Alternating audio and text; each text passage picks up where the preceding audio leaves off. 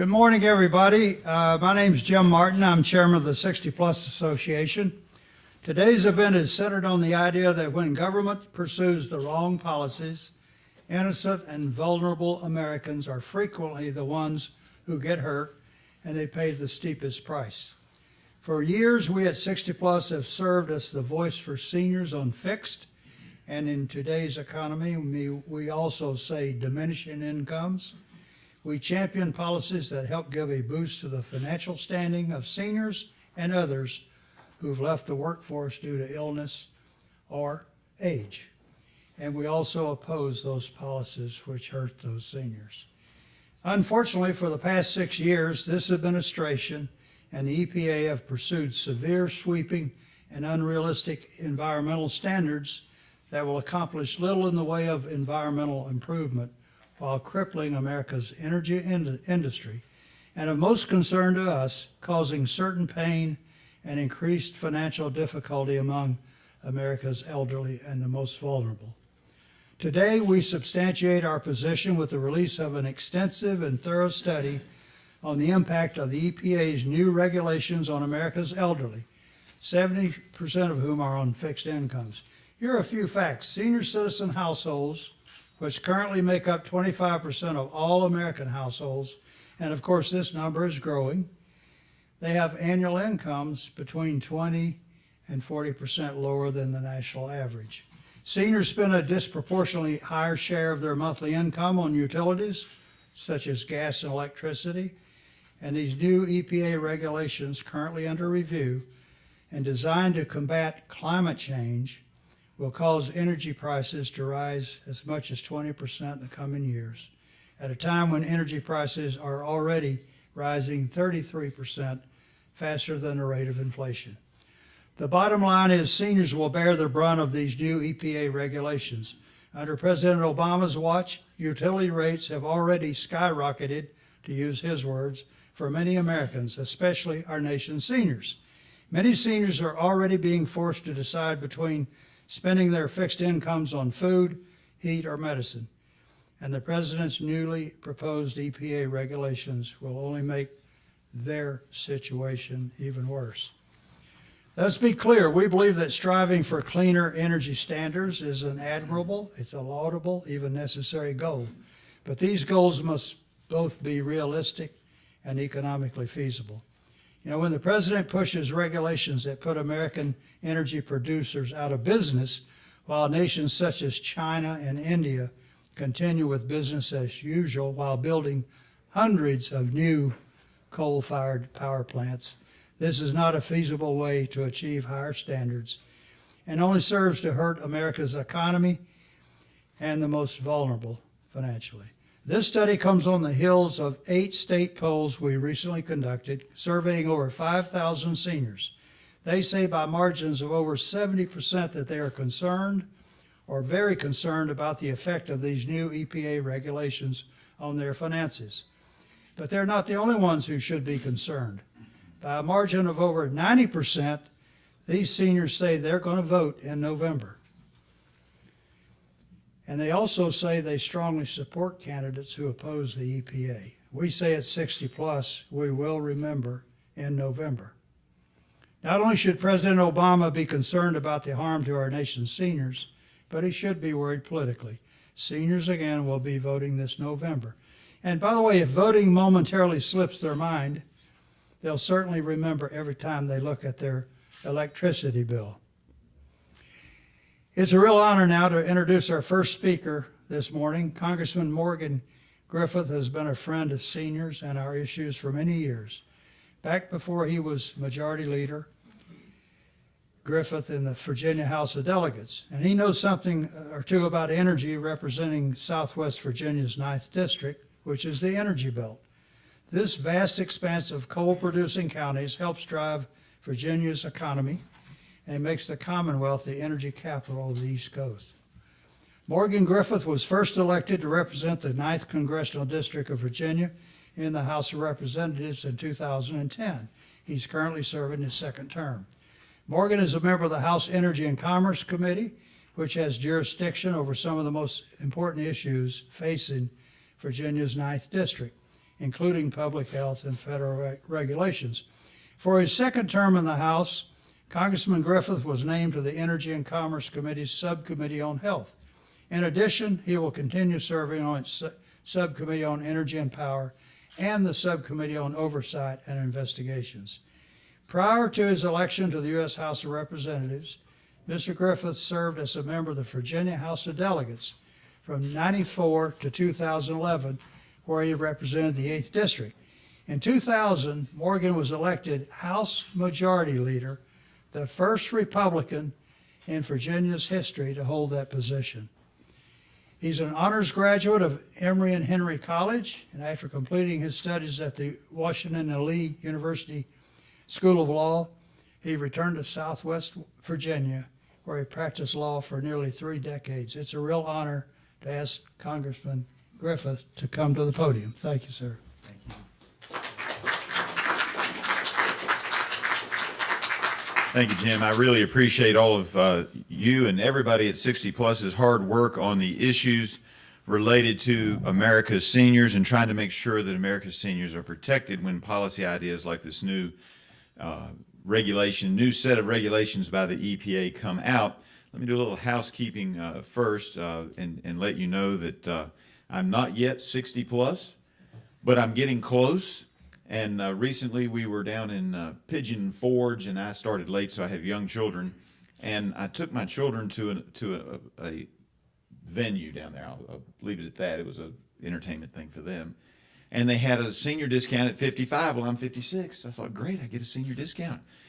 And so I walked up, and my wife, ordered the 2 adults, because I have a 14-year-old stepdaughter, for she and my stepdaughter, and the 2 boys who were clearly, they're 8 and 7, so they were clear to get in the juvenile ticket, and 1 senior. And I fully expected them to ask for my ID. In fact, I pulled it out. I said, "Don't you want to see it?" And they said, "No." So maybe I'm closer than I realized to being 60 plus. They didn't even want to see the ID to confirm that I was a senior. But I do appreciate being here today. This is an important issue, and it's important to all Americans, but the people we impacted are going to be our seniors. They're the ones who are going to take the biggest hit from EPA policies. Now, at one point, and so we haven't all prepared, but I'm not going to make y'all sit through it, I had some of my greatest hits dealing with EPA Administrator Jackson and EPA Administrator McCarthy lined up, queued up to play on the video, and I decided that was too much time. However, if you're interested, I'm going to reference some of that today. If you're interested, we're going to post that later this afternoon at our website, which will be morgangriffith.house.gov. So anybody who wants to see the live action film, the replays, can do so after the fact. That being said, let me get to my remarks. Callous disregard. These new regulations to me are a callous disregard of the facts and what's happening out there in real world America. Now, this should not come as a shock, but maybe there's some misunderstanding in the administration, but I don't believe there is. I believe that it's a callous disregard, and it's full steam ahead, no matter what the facts are, no matter what is going to happen to America's seniors.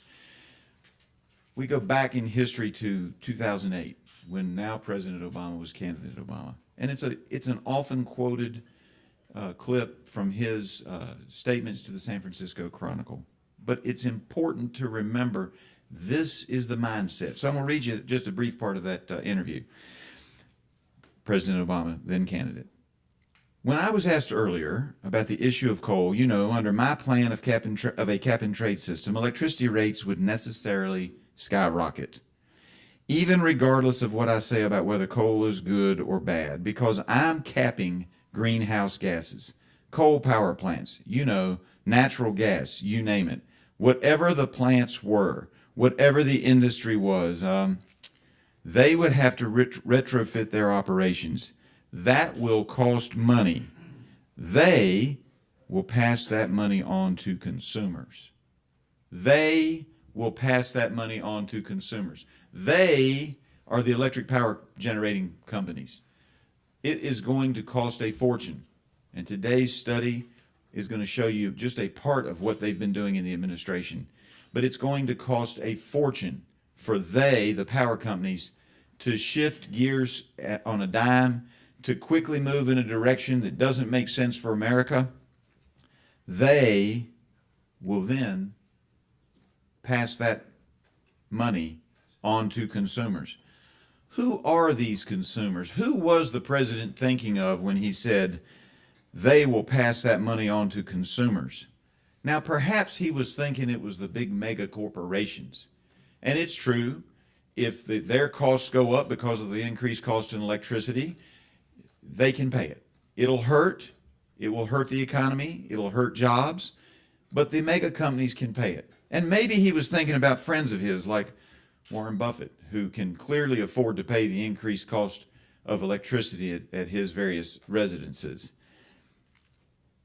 But that's not the only consumer out there. It's not just the mega corporations. It's not just the Warren Buffetts, or even those who happen to be blessed and they don't have as much money as Warren Buffett, but they're doing reasonably well on the upper side of the economic spectrum. It's every American family. It's the middle-class family that's just getting started, and particularly the consumers of electricity and other power sources are going to be the seniors in the United States who are on a fixed income. A fixed income that doesn't go up as fast as the rate of inflation, a fixed income that doesn't go up nearly as fast as our power bills have been going up even before the new regulations proposed by the EPA. And so I submit to you, when the president said they will pass that money on to consumers, it was a callous disregard for whom those consumers are. Ladies and gentlemen, I think that today's study confirms what I and many others in the House and across the country have believed for some time. But it's always good to have a study that tells you that you were right in what you believed. I told you about those film clips, the EPA, that I had with the EPA. Based on my questioning of the EPA in committee, they never did a study like the one that you're going to hear about today. They didn't check into the aspects, what would happen down the road as these electric prices increased. And in fact, when they decided that there was going to be an endangerment finding, in other words, CO2 is a dangerous substance, they had to have a finding on that. And I asked Lisa Jackson about that.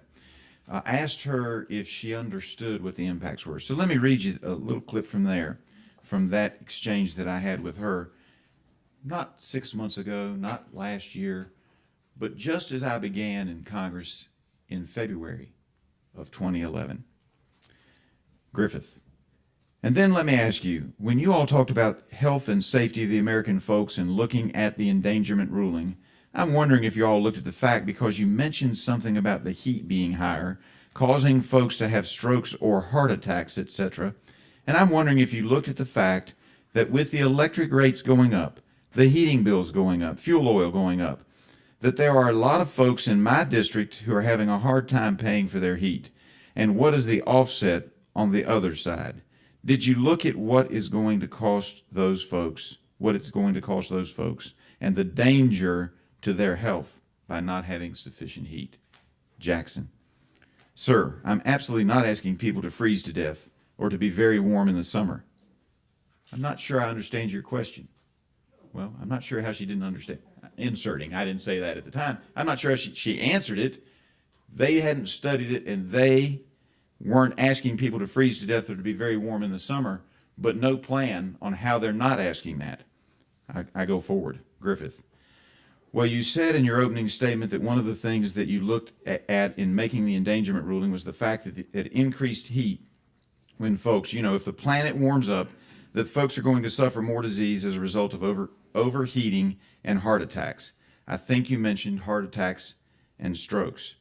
And I am just asking if the counter side to that was looked at, and the facts that we're going to raise the cost for Americans to buy fuel, therefore some of them not going to have sufficient heat to heat their homes. Ms. Jackson, the actions we have taken under the greenhouse gas regulations are not intended to make less fuel available to Americans. And she went forward. Making electricity for heating and cooling more expensive, I would submit to you, is in fact limiting the amount of fuel. It is making less fuel available for American seniors and the American working folks who are not in the upper echelons of the middle class but are middle to lower middle class. Less available fuel and electricity for seniors and those struggling to work to make ends meet.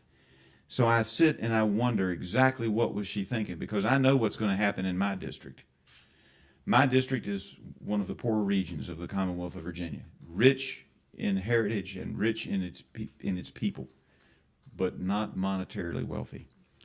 So I visualize that senior lady, husband's passed away, she's trying to stay in her house, she doesn't want to go to a nursing home, she doesn't want to have to be dependent on children if she has any that are around, sitting in her home in the wintertime around a kerosene heater, one room being heated. The rest of the house, she's got to hope that the heat coming out of that one room will keep the pipes from freezing. That's what happens when you limit the access to fuel by making it too expensive, when you make it so that they cannot afford electricity. And then they have to decide, what do they spend their money on? Do they spend it on that electricity? Do they spend it on that kerosene heater? Do they spend it on food or on drugs?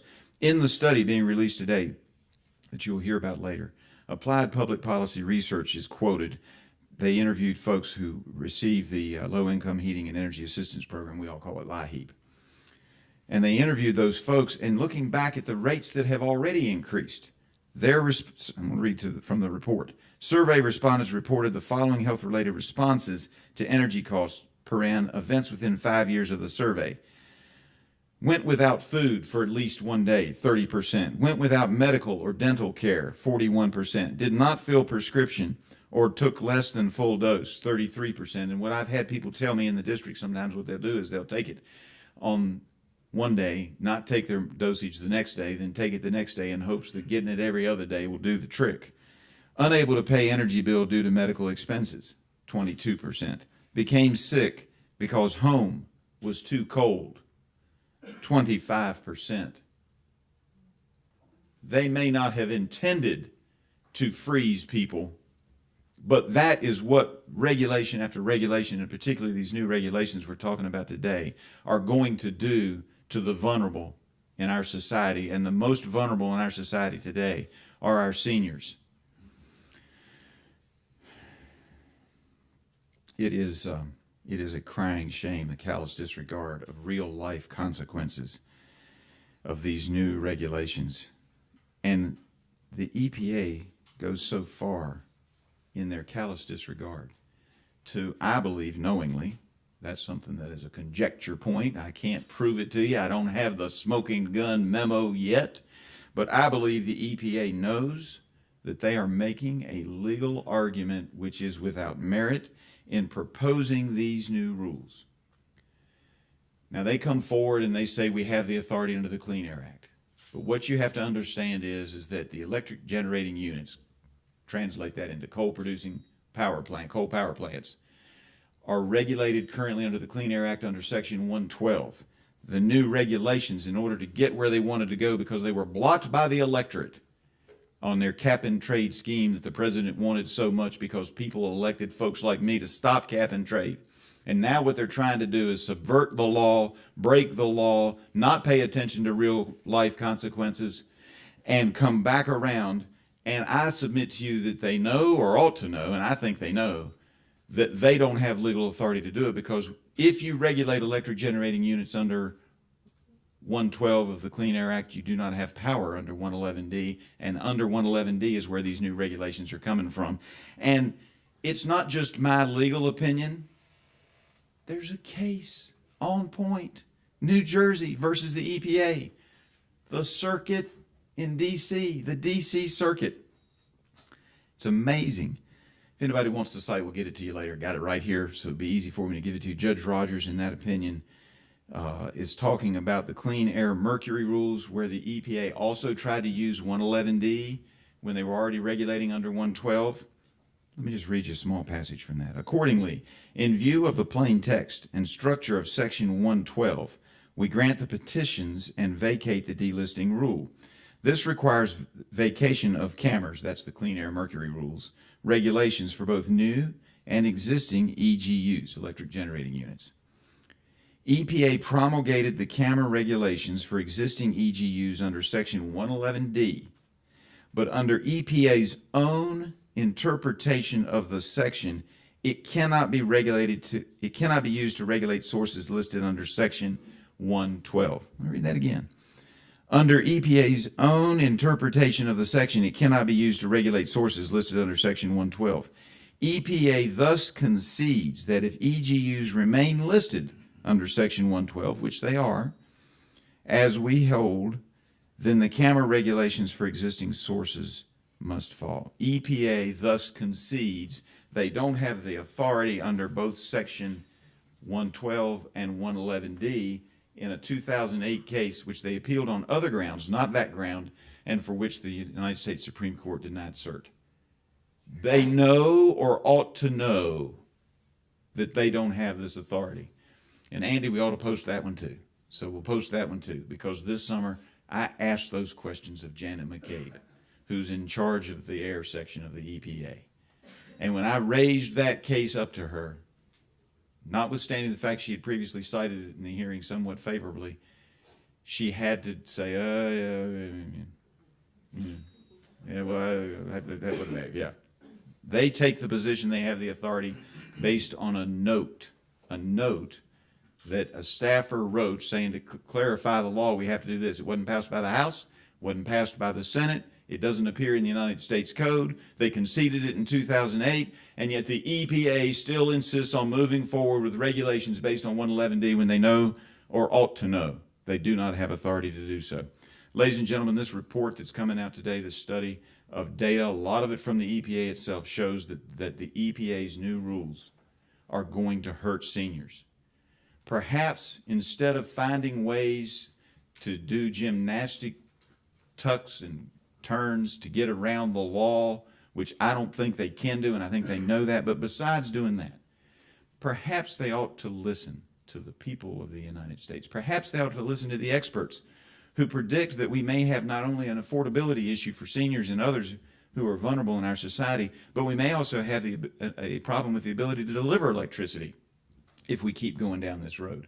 That we may, in fact, we may have a reliability issue.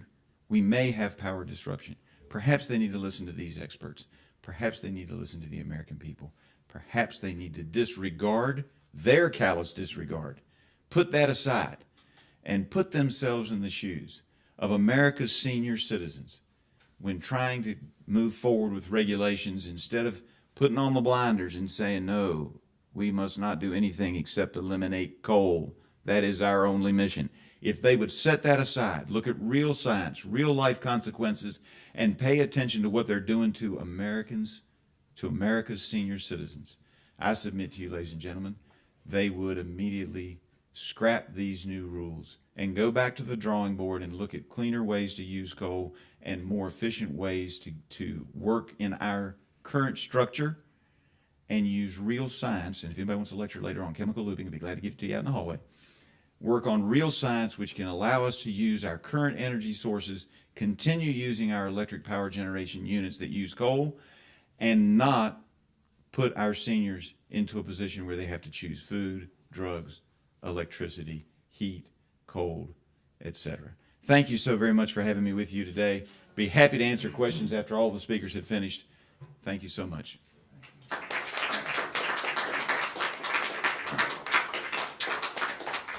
Before I call on the author of this extensive study, let me thank you, Congressman, for taking the time to come up here and be with us today. I got to tell you, those were some great remarks, especially, when you quote President Obama as candidate Obama. And as a former journalist, I like to use those quotes too. You never want to misquote the president, and you read it precisely what he said. And when you call that a war on coal, clearly it's a war on seniors. And while you said you're not quite 60 yet, we'll wait for you at the 60 Plus Association to join us. I'm looking forward to making it. Gene Trisko is an energy economist and an environmental attorney. He has a BA in economics and politics from New York University, law degree from Georgetown University. He's lectured on the Clean Air Act and on climate change at the Pennsylvania State University, University of Virginia, and West Virginia University College of Law. Trisko is the author of more than 30 articles on energy and environmental policy issues, and he's testified before Congress and state legislatures on many occasions. Mr. Trisko has served as an energy economist with Robert Nathan Associates here in Washington, D.C., an attorney with the Bureau of Consumer Protection of the Federal Trade Commission, and as an expert economic witness in utility cost of capital proceedings before state public utility commissions. He served for 9 years as an appointed member of EPA's Clean Air Act Advisory Committee, and he's a fellow in the American College of Environmental Lawyers. Mr. Trisko.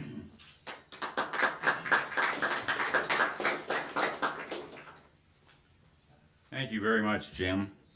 Congressman Griffith, distinguished guests, ladies and gentlemen.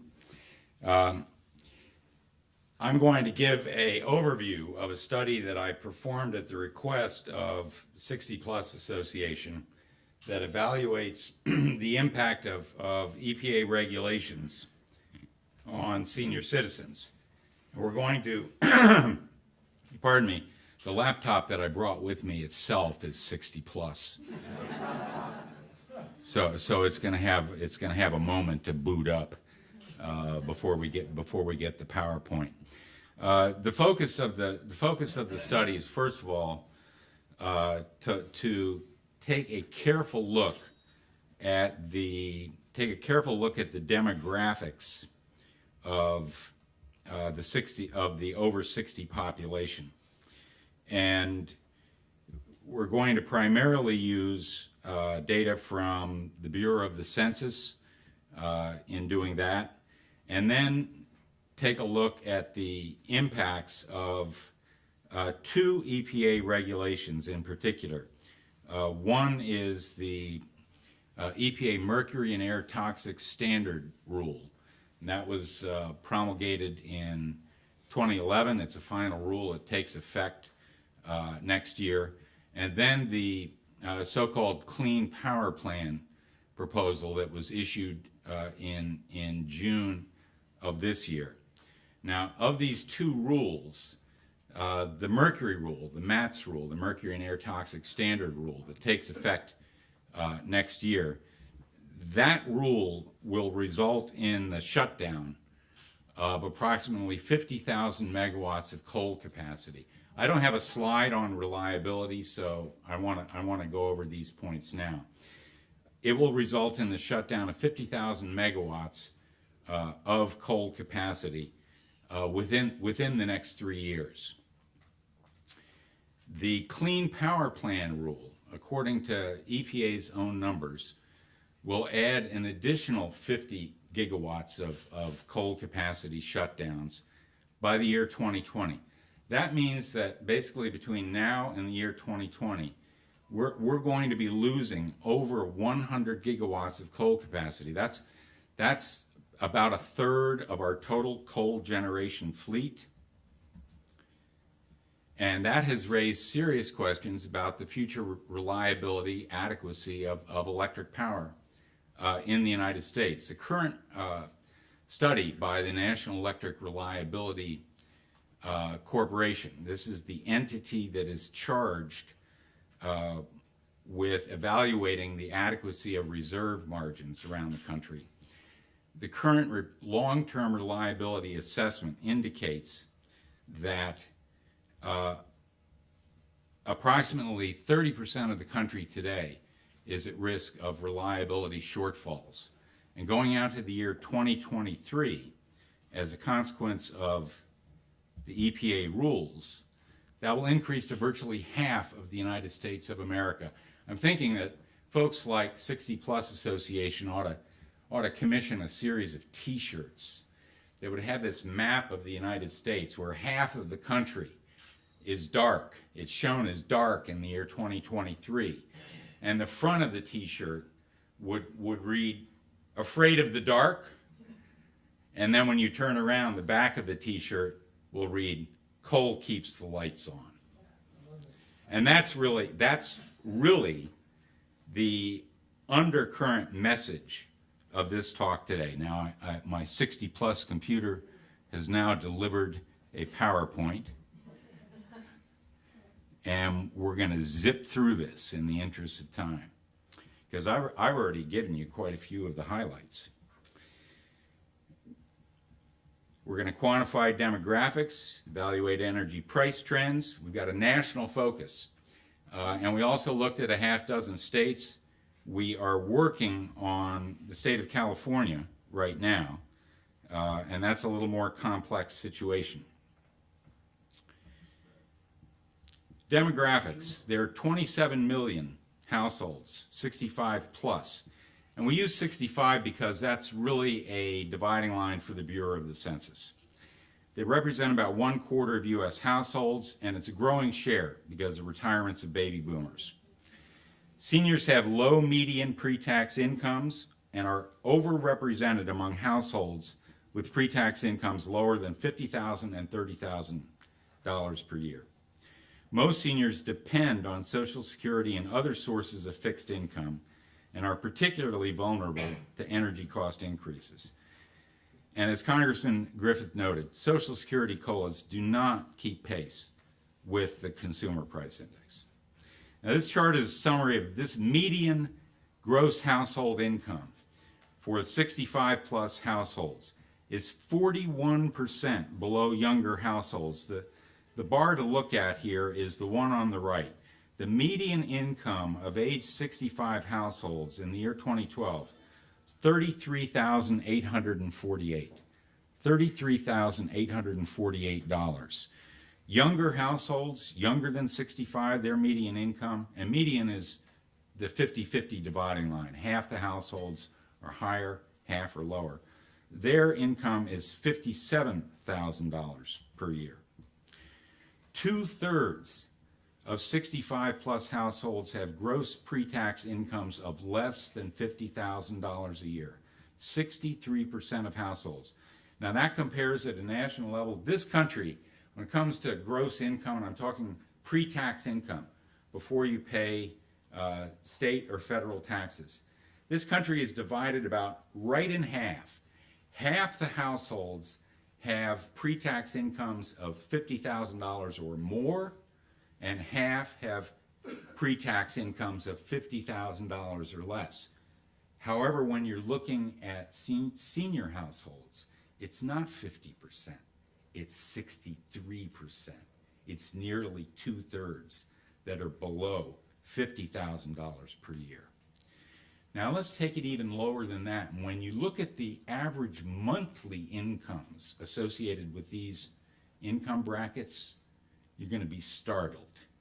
41% of 65 plus households have gross pre-tax incomes less than $30,000 a year. 41% of the households, less than 30. Here's how these numbers convert on a monthly basis. The 41% of seniors with gross incomes less than $30,000 a year have an average pre-tax monthly income of $1,419. $1,419. The 2/3 who have pre-tax incomes below $50,000 a year, their average monthly pre-tax is $2,070. $2,070.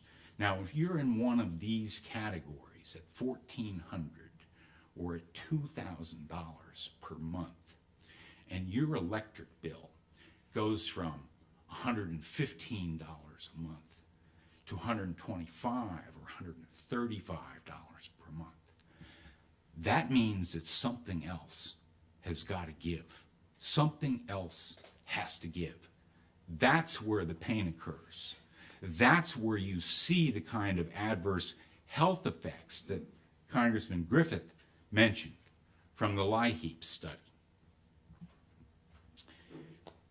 In looking at the Department of Energy's most recent residential energy consumption survey data, what we found is that 65 plus households consume about the same amount of residential energy as all households.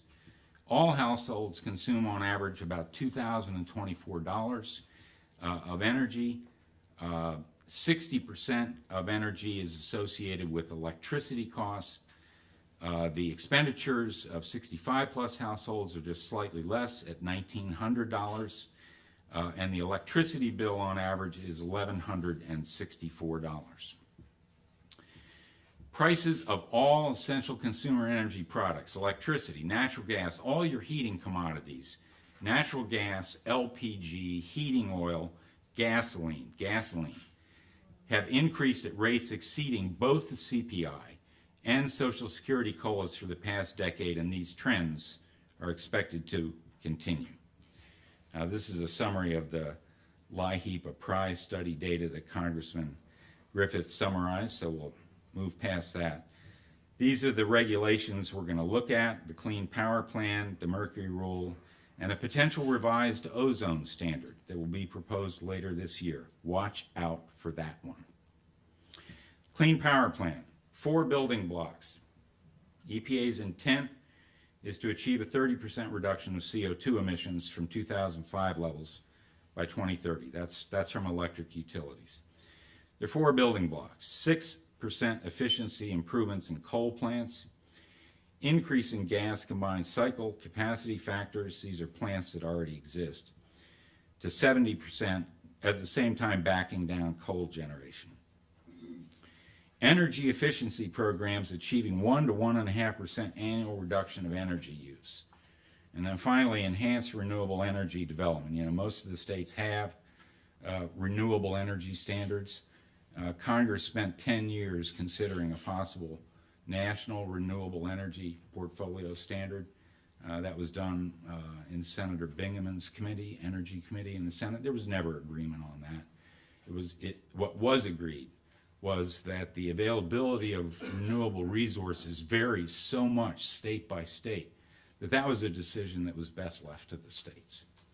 Now, I have asterisks on items 3 and 4 here on energy efficiency and renewable energy development, noting significant legal uncertainties.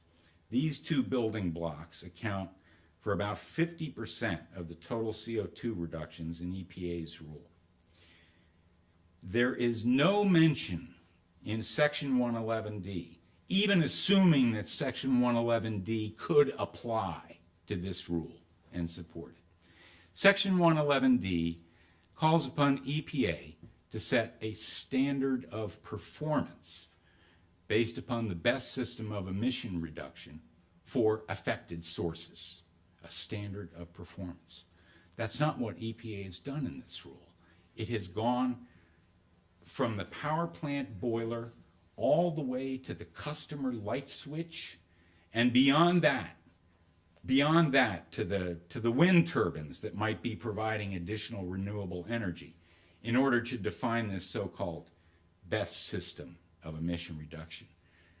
There is already a substantial and growing legal literature to the effect that EPA does not have statutory authority to do that. And indeed, Justice Scalia, in his opinion in UARG versus EPA in June of this year, spoke almost directly to this rule by saying if EPA wants to use the Clean Air Act in order to affect a large, significant national change on the economy, we're going to look for explicit congressional authority for that.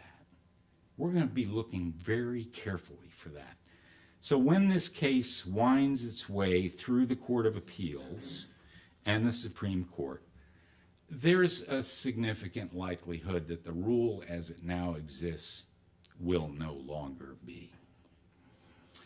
Here are some estimates of the retail electric price increases for the Clean Power Plan. Now, the EPA's number is 6.5%. They have very optimistic assumptions about the benefits of energy efficiency improvements. The Center for Strategic and International Studies released a study last July. They're going to have more results Later this year, their estimate is a 9.9% increase. And then a NERA study, National Economic Research Associates, done in March for ACE, estimated average national impact of 11.4%. Here are the natural gas price increases for the Clean Power Plan. EPA 11.5%, CSIS 8.8%, and NERA at 16%. The mercury rule that I mentioned up front. EPA projects a 3.1% average electric price increase by the year 2015. Now this increase, which will occur next year, will be a foundation, and the Clean Power Plan impacts will be on top of it. So you're starting with a 3% real electric price increase, and then you're going to add the impacts of the Clean Power Plan on top of that. Now, I mentioned the ozone standard. NERA released a study 6 weeks ago for the National Association of Manufacturers that estimated a revised ozone standard of 60 parts per billion. Current standard is 75. Could cost $348 billion annually. Let me read it again. $348 billion annually, with electric price increases of 3.3 to 15% and 7% to 32% increases in residential natural gas prices.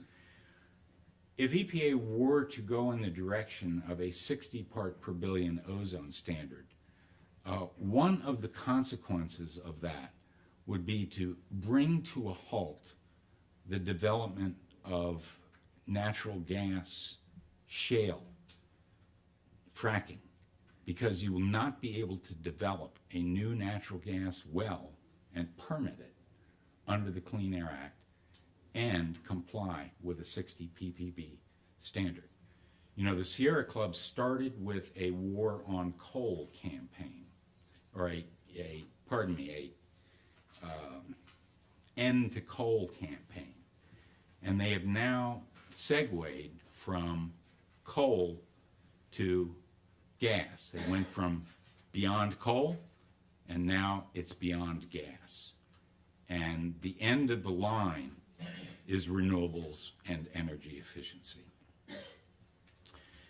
These are our estimates on a national basis and for a group of states. And we look at a group of states in the South because most of them tend to have relatively high levels of coal consumption, and not coincidentally, some of them have a large number of 60-plus residents, state of Florida being a noted example. Our national estimate of the combined costs of the Clean Power Plan and the Mercury Rule is 14.5%. That would be in the year 2020. And look at the impacts in these other states. Alabama, 23%. Florida is 12%. Georgia, 23%. Louisiana, nearly 20%. And Mississippi, 18%.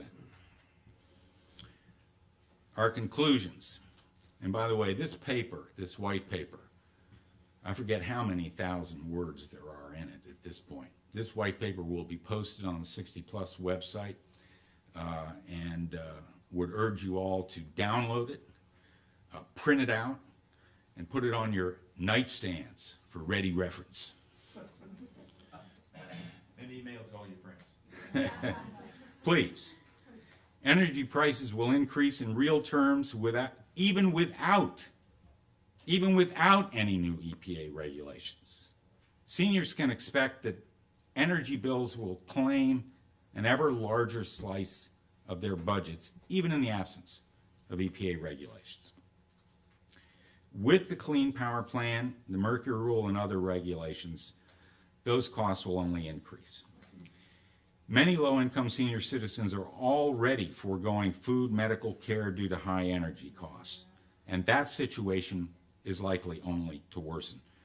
You know, when the Bureau of Labor Statistics looks at the trend of real household income in the United States over the course of the last couple of decades, our median income, median household income, peaked in the year 1999. It's been declining ever since. Ever since. We are worse. We have never had a year better in terms of household income than we did in the year 1999.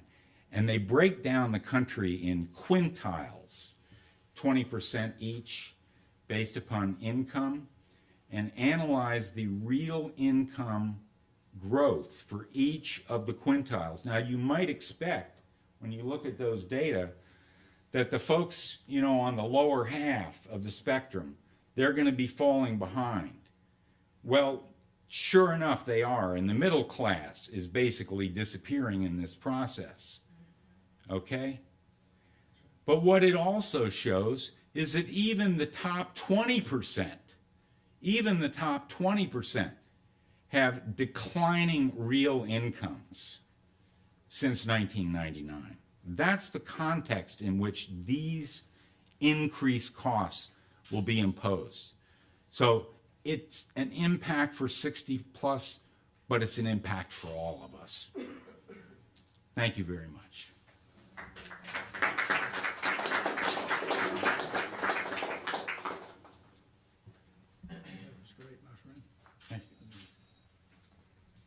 Thank you, Gene, very much. The congressman said a minute ago it's always beneficial to buttress your point of view with a well-documented study.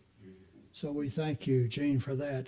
And by the way, your suggestion for the 60 plus in the dark, coal keeps the lights on. I guarantee you somebody in this room from 60 plus has already written that down, including myself. And having been born in eastern Kentucky, yes, there is a Hazard, Kentucky. I'm the son of a coal miner, and I'm proud of that. My father was in the coal business all his life. He dug it for a living, and I'm proud of that. And clearly shutting down an entire industry is economic suicide, in my opinion. Well, look, I want to make a couple of final remarks here. We talk to seniors every day on the phone, at town halls, through emails, and they tell us about their concerns, and they have some big ones about the cost of energy under this administration.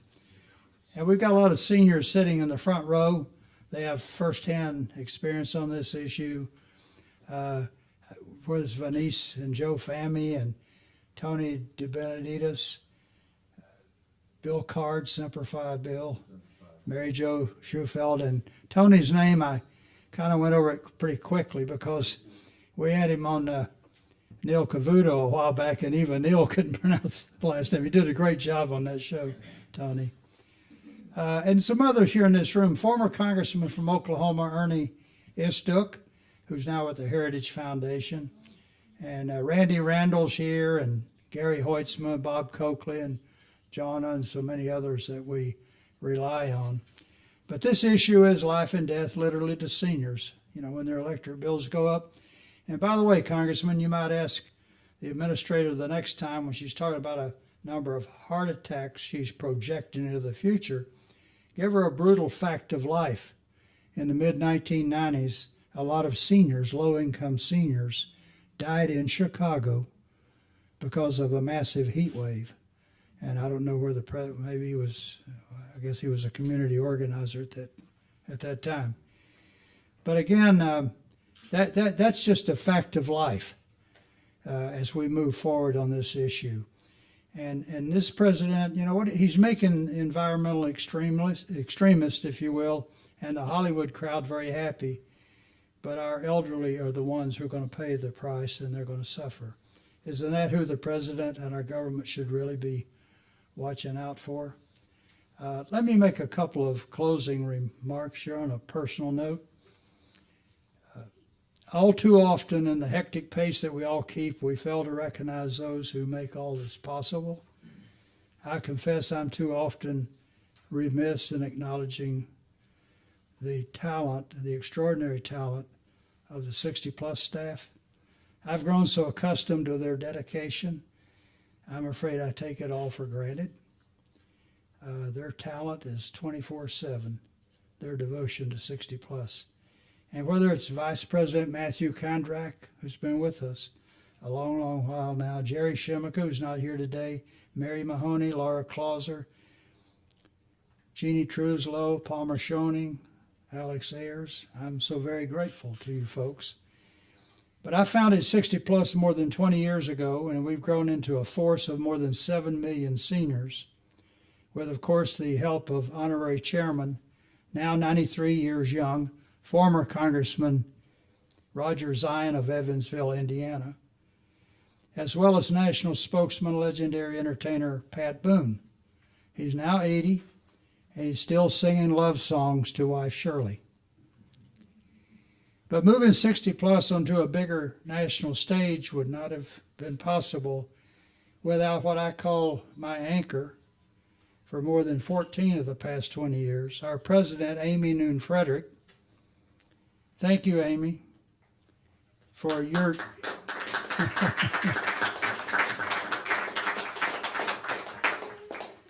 and I didn't prompt him to do that. He did that in a very heartfelt way. I know that because of your friendship with her. But Amy's been juggling a family of 3 kids, a husband, and 3 youngsters, while she's worked tirelessly for America's seniors. So again, Amy, thank you. So with that, I'm going to close on that note and thank you folks for coming again today. Spread the word, and Marty, we know you're going to spread it up on Capitol Hill. We got a great study here, and our time is just about up, but we got time for a couple of questions. Yeah, we're supposed to be out of here by 11 or so. I love questions. Yeah. For the congressman. Yeah, hold on a second. Let me grab that. Yeah, the handheld. Yeah, go right ahead. How do you think, Would you identify yourself, please, first? Senator from Greenway, Excellent. how do you think prospects for legislation to sort of roll back EPA rules will change if the Senate goes Republican? Well, I think that there will be a hearty debate, which has not been happening in the Senate currently because all these bills go over. You want me to talk into the mic? Okay, so everybody in the back can hear me. Yep. All right. The question was, how do I think legislation to roll back some of the EPA rules will go should the United States Senate change from Democrat to Republican? I think there will be a hearty debate. The House and the Senate never agree completely. Oftentimes you find that the debate is philosophical on one hand, but it's also each house has its own will to work. I believe that more of the legislation will pass. It will not be identical to what comes out of the House. The Senate will always make certain changes, but I believe that we will put more bills on the president's desk that deal with real-life consequences of some of these decisions. Let me give you a quick example. For this new proposed regulation is supposed to take effect in the states are supposed to come up with a plan 1 year after implementation, and then the plan is supposed to go into effect starting in like 2020.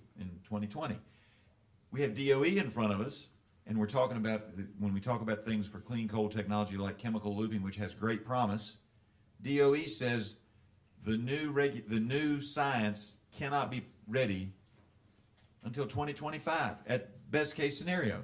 Do you mean the new or the existing power plant? I'm talking about the new power plant rule proposals, and then you take the new science, such as chemical looping. There's a 5-year gap in there. You know, so even if somebody wanted to continue using coal and use it with the latest technology that's being done in the researches, and chemical looping is at Ohio State, but there are others out there. That just happens to be my favorite of the new technologies. Can't be done. These regulations don't take that into consideration. And of course, they don't answer the legal question that I raised. And I would submit to you that these new regulations would probably get additional study if the Senate were to switch hands. But right now, they're not even being debated, because what happens is the House will pass a bill, it goes over to Harry Reid, and it sits in Harry Reid's back pocket with no debate, so that you don't come up with what America deserves, and that is a robust debate on the issues and an attempt to discover where is that middle ground. Americans want us to have compromise. Can't have compromise when one man is able to put all the bills in his back pocket and never allow that discussion or compromise to take place. All right, right here. Hal Meyer with CNS News. Obama has mentioned that he would use his pen and phone to legislate. Do you think he has the constitutional constitutional authority to legislate. Excuse me, take the mic there, please. I can So repeat the record- question yeah. so she doesn't Go have ahead. to. All right. The question was, the president has indicated that he will use his phone and his pen to legislate, and that's the word that you used. He clearly does not have the constitutional power to legislate. He has gotten across that line a couple of times. Sometimes he's just doing it within the executive branch. He has more power there than he does to actually pass legislation. But I do think it was interesting on one of the points that was made about Beyond Coal by the Sierra Club. When I read that quote to you, I read it as it came out. Note that it said, that the president said, because I'm capping greenhouse gases, coal power plants, natural gas, you name it, whatever the plants were, whatever the industry was, they will have to retrofit their operations. The administration currently is embracing natural gas because it gives them some ability to claim that they're getting a price point advantage by doing that. But that's not what he said in 2008, and that's not what the Sierra Club is saying today. And I submit to you that that's the direction that the EPA will go in if they're allowed to go unchecked on these regulations. Good, yeah. Right here, Tony? Get the mic here, Tony. Yeah. Let's Thank you. imagine for just 1 minute that we were able, by some miracle, be able to shut down all the fossil fuels in this country and only depend on alternative fuels. Now, would we be able to satisfy the people's needs? I think I know the answer to that. It's no. You would be correct. Well, then why do they want to do it? I think they've got blinders on, but I will tell you that I think as a country, we ought to look at a true all-of-the-above policy. We ought to look at things that make sense and do that with research and so forth. But don't force people to give up the old technologies, the old ability, until the new has proven to be viable. And that's where these folks are saying, and the study points out, there's a reliability issue. We may have rolling brownouts, we may have brownouts, we may have distribution issues that come up. They're trying to build right now in Virginia 2 natural gas pipelines. They're being opposed by local folks for the usual reasons and for various other reasons as well. But they've got to start building pipelines like crazy, because if they're going to meet any of the plans that the EPA has put on the table, they've got to get a lot more natural gas to a lot more power plants and to a lot more businesses, or else they can't make it happen. And yet, to build those power plants, you have to comply with EPA regulation, or build those power plants and those power lines, those natural gas pipelines, you have to comply with EPA regulations. I submit it's going to be very difficult to get it done in a timely fashion, and our country is truly at risk of rolling brownouts if we have another winter like we had last year after this coming winter. Apparently they've allowed the old plants under the MATS rule to go until sometime next summer. If they had closed them down December 31st, which I believe was the original plan, I think you'd see rolling brownouts this winter. But they've put it off a year. That's still not enough time to build the new infrastructure. So even using natural gas, I fear that we cannot satisfy the public's demand. Just one other note, to put all of this discussion in the global context, recalling that this clean power proposal is being offered as the administration's, a part of the administration's approach to addressing global climate change. If all of the emission reductions that are proposed in this rule, if all of them were achieved by the year 2030, and that's the final date for compliance with the rule, the impact of that would be a reduction of about 1% of global greenhouse gas emissions. 1%. There is no evidence that the major developing countries such as China, India, Brazil, Indonesia, Mexico, South Korea, and the like will be prepared to offer any substantial emission reductions at the Paris negotiations that are scheduled for December of next year. We are in this virtually alone.